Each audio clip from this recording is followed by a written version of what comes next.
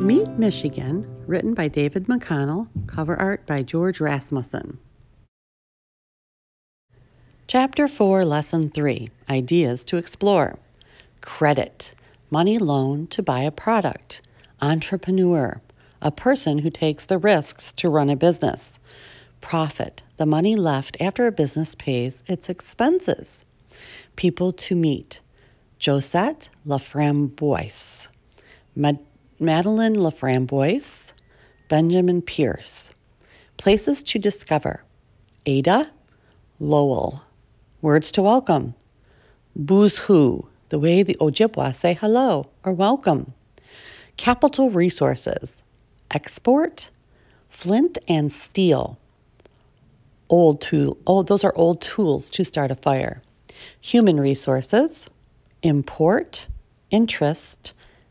Tinder, something like dry grass that's easy to burn.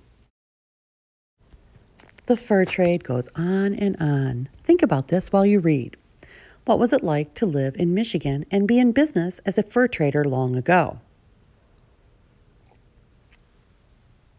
The French started the fur trade in Michigan. That was in the 1600s. People like Brulé were there at the beginning. 200 years later, some French were still trading here. The fur trade was still a big business. Wars did not really stop it. Changes in government did not stop it. You will learn that not all of the fur traders were men. Women from long ago. Sometimes we do not talk very much about women from the past. We do not want to leave them out. It is often hard to find out about them. There may not be records of what they did. Women were often quiet heroes. This was usually true long ago. The women fed their families. They raised the children. They helped the men, and the men did things that were noticed and recorded. The woman fur trader. Now, learn about the life of a woman. She lived in Michigan's past. Her name was Madeline LaFramboise. This name means raspberry in English. Madeline was a Native American. She married a French fur trader. Both of them worked hard to trade furs. One day, her husband was murdered. This took place on the way back to their trading post. Her story is told by her daughter, Josette LaFramboise. Visit the trading post. Good day, bonjour. Boohoo-Ojibwa. I speak English, French, and Ojibwa, just like my mother. I am Josette. I was born in 1795. My parents were fur traders. On a very sad day, my father was killed. That was last year. It was the fall of 1806. Now, Mother runs the trading post. I help take care of my little brother. His name is Joseph, and he is 2 years old. The trading post is on the Grand River. We winter here. Each summer, we fill our canoes with furs. We paddle all the way to Mackinac Island. On the island, the furs are sold, and we buy more things to trade. Those furs will be exported to France. An export is something that is sent to another country and sold. The things we trade to the tribes are imported. An import is something that comes from another country and is bought. We buy beads and metal pots from France. We trade those to the tribes for furs. Of course, Mother was very sad when Father was killed. She still had to keep working. We had to have food and money. Some Odawa friends were a big help. They were very sad about Father, too. Let us put the sadness behind us. Everyday life. Are you hungry after your travels? Would you like some breakfast? Mother has made cornbread in the fireplace. We cook all our meals in the fireplace. You can have a real treat. There is a little smoked ham left. Next season, we will try to bring another pig. It's not easy to get a pig this far into the wilderness. We must buy a baby pig because it has to travel in the canoe with us. I hope you had enough breakfast to give you energy. It is time to go to work. Today we are making soap. Have you made soap before? I will tell you what to do. Take this pot of leftover grease. Put it on the fire so the grease melts. Next, pour the water from the ash barrel into it. Let it boil until lunch. I will ask Mother if she has any scent for the soap. Then we will pour it into the mold. After lunch, it will be cool enough. Finally, we can cut the soap into bars. It will be ready for bath time on Saturday night. In the meantime, we will check our traps. Maybe we will find a rabbit for supper. Using credit or how to pay later. Oh, look, some Odawa have come to trade. I will call Mother. She will know what to do. It is not time for them to bring furs. They get the best furs in the winter and bring them in the spring. Now they want supplies. Today, they will get supplies on credit. Credit means getting something now and promising to pay later. They will need to pay a bit extra because they get credit. This extra amount is called interest.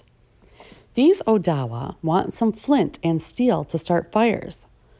If you did not know how to make soap, I bet you do not know how to use flint and steel either. You take a piece of flint. It is just like the one used on your rifle. You hit it on this little bit of steel to make a lot of sparks. You do it so those sparks land on your tinder. Tinder is dried grass, some wood shavings, and maybe a bit of gunpowder. The sparks started to burn. Now you can light your campfire or fireplace. Mother keeps records of each person with credit. She writes it in a book. It is an important book, one we do not want to lose. She knows who must bring furs to pay off the credit. Today, Standing Fox got 4 flint and steel sets. Next spring, he must bring 2 beaver furs to pay his credit. Mother decides the ones to trust. Some people like to forget about their credit.